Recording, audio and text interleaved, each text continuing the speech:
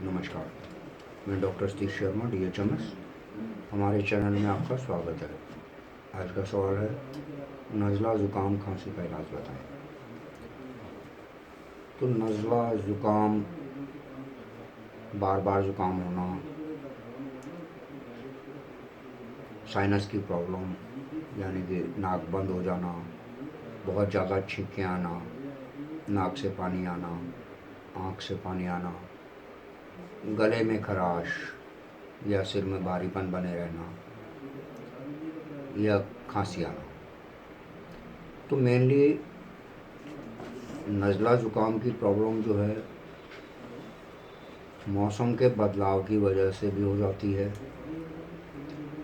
धूल मिट्टी से एलर्जी के कारण हो सकती है, गलत खान पान की वजह से हो सकती है, ज़्यादा बाहर का फास्ट फूड तली फली चीज़ें खाने की वजह से, या बहुत ज़्यादा ठंडा या खट्टा लेते रहने की वजह से, या फिर नाक की हड्डी बढ़ जाने के कारण भी नाक बंद रहने लगता है, साइनस की प्रॉब्लम हो जाती है, बार बार ज़ुकाम होने की प्रवृत्ति रहती है।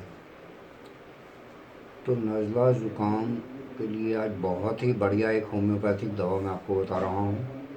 दवा का नाम है नज़ला किलर प्लस BC5। ये टेक्टिस इंडिया का गवर्नमेंट अप्रूव्ड फार्मूलेशन है और दवा कोम्बो पैक में रहती है। इसमें 2 तरह का दवा होता है।